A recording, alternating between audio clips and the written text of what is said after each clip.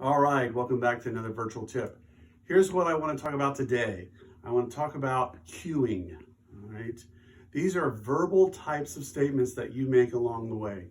All of you have probably called in and got tech support from someone, and you're sitting on the phone and they're telling you what to do. They'll give you verbal cues. They'll say, "Go ahead. I'm going to put you on hold for a minute. I'll be right back," or the line will be silent for a moment while I'm typing in or accessing your account.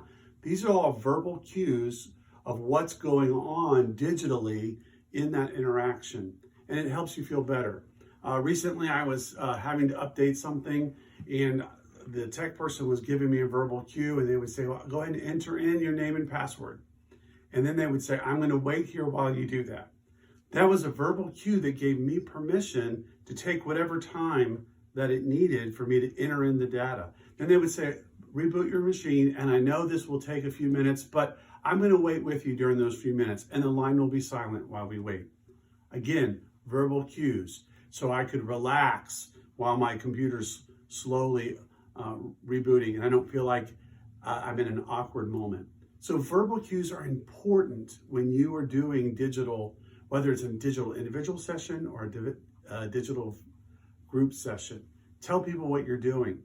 So you're over talking in some sense. We're going to do this now. I'm going to wait while you think of an answer. We're going to be quiet for the next 3 minutes while each of you answers this question on your own.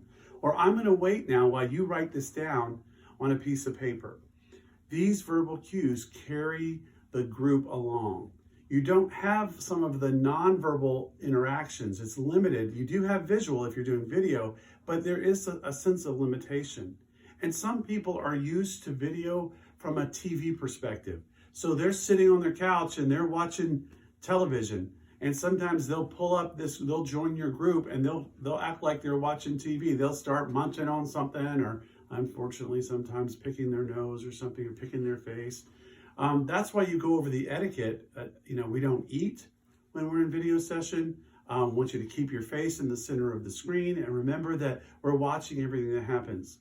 So what I've done is I'll give a verbal cue, like I'll make reference to something that I see in the camera, whether it's, well, it's a pretty painting that you have on the wall behind you, or some kind of reference so they know I'm watching you. If they make a facial expression, then I will cue them that I've seen the facial expression. These cues help people learn how to work through and move through the awkwardness of just adjusting to a digital kind of platform. So look for your verbal cues. How can you tell people what they need to be doing? How do you give permission people to wait, to fix things?